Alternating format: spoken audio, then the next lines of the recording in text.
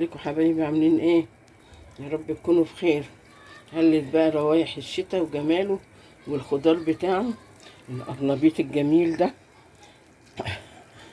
ابيض ده، لما تيجي تشتري القرنبيطه لازم تشتريها قرص ابيض جميل كده مفيهوش اي حاجه، وتشتريها كلها زي الورده كده على بعض، مقفله على بعض، ما تشتريهاش مفرطه. تعالوا بقى ايه، انا خدت نص قرنبيطه وشلت النص التاني لان انا لوحدي دلوقتي. انتوا عارفين انها اتجوزت، عقبال ولادكم يا رب تفرحوا بيهم احلى فرحه في الدنيا. سترة البنات اجمل فرحه. هنحط بقى معايا ميه مغليه اهو، حطيت فيها حبه كمون مش كتير، ربع معلقه كده، ونسقط بقى القرنبيط. بسم الله الرحمن الرحيم، والصلاه والسلام على سيدنا محمد وآله وصحبه أجمعين.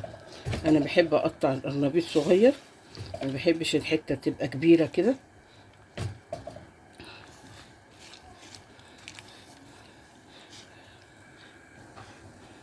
حطيت معلقة ملح صغيرة عشان ميبقاش كده مايع القرنبيط وانت بتاكليه. هتقولوا بنحط في الخلطة، بس برضه بتبان لو انت حاطة ملح ولا مش حاطة ملح.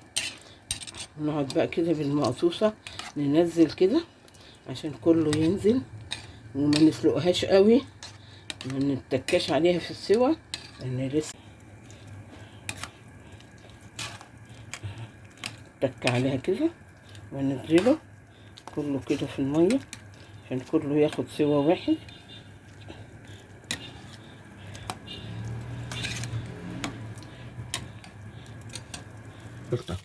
هنا في ايه؟ هنا في بيضتين اهو، ادي بيضه ودي بيضه، حطيت عليهم حبه فلفل اسود وكوبايه لبن.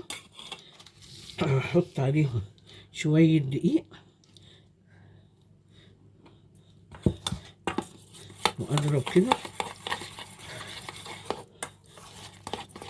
لو احتجت هحط ميه، طبعا هحتاج كده، شكلها هحتاج.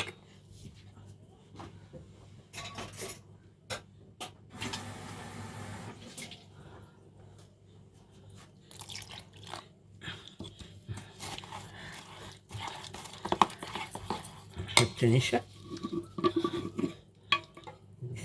يجي 3 معالق كده نشا،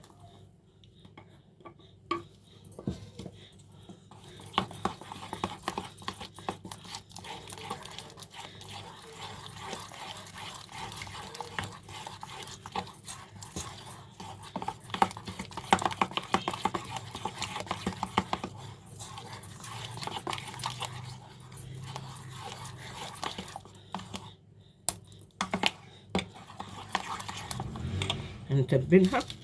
نحط الاول بيكنج باودر، نحط معلقه بيكنج باودر كده، نحط كمون، طبعا القرنبيط بيعشق الكمون، نحط كمون، واحط حبه فلفل اسود تاني، نحط على البيض، احط حبه كمان، احط كزبره وبهارات، بهارات لحمه او فراخ، حطي اي حاجه، مش هتفرق. ادي الكزبره، احط حبه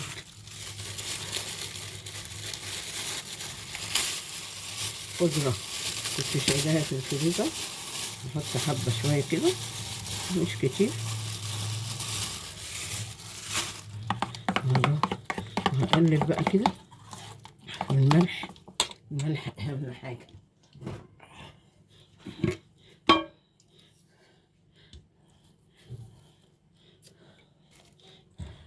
ممكن تدوقي الخلطه قبل ما تقلي، شوفيها حلوه كده ولا لا. دي ايه؟ الخلطه السايله، هي مش سايله او مش ميه، لا حلوه اهي، يعني القرنبيطه تنزل تشيل من الخلطه. معانا هنا ايه بقى؟ معايا هنا كيس، هعمل الخلطه الناشفه. اعمل ايه؟ كوبايه دقيق احطها هنا، وليه هعمل في الكيس؟ لان هيطلعوا زي الكنتاكي. من القشور اللي على الكنتاكي دي هتطلعها الكيس هو اللي هيعملها. احط برضو حبة نشا،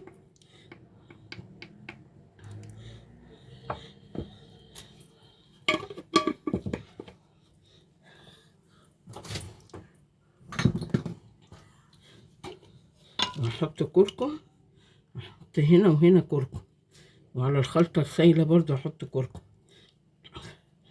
يعني نحط نفس الايه اللي انا حطيته هنا هحطه هنا.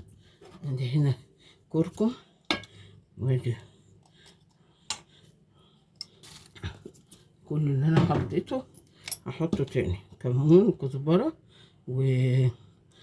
وبهارات، فلفل اسود وبابريكا، اسمها ايه دي، كركم، نحط بابريكا كمان، ودي فلفل اسود والملح،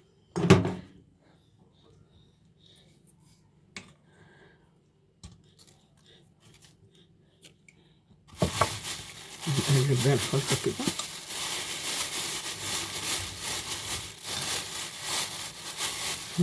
حط تاني شوية دقيق، حبة صغيرة دول،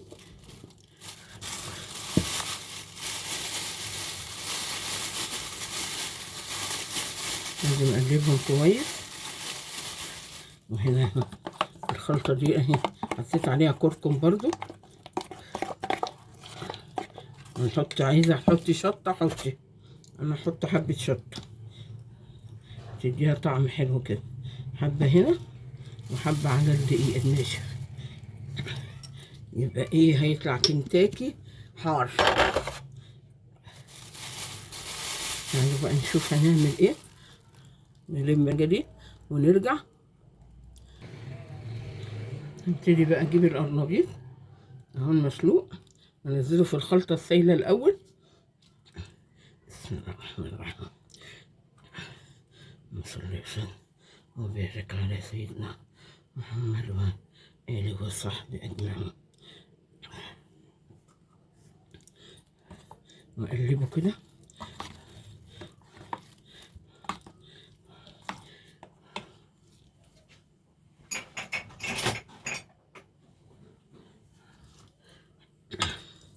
أقلب بمعلقتين ونروح شايلة كده اهو عشان ما اغسلش اهو كده، نروح حطها في الدقيق والنشا والبهارات والبيكنج باودر، وحطيت برضو بيكنج باودر هنا وهنا.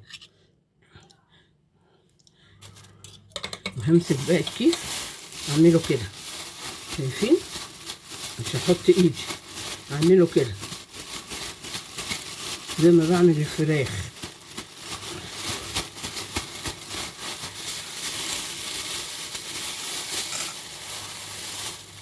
نطلع بقى الحتة كده، نحطها في الطبق، الحتة التانية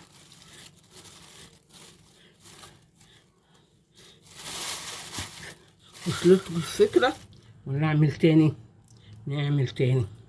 ادي اهو. نطلع القرنبيطة كده. ايه رأيكم بقى في طبق الكنتاكي القرنبيط ده الجميل ده؟ بصوا الجمال والله، يتاكل حاف، وانا فعلا هاكله حاف. ايه رأيكم؟ ما شاء الله، اللهم صل على النبي.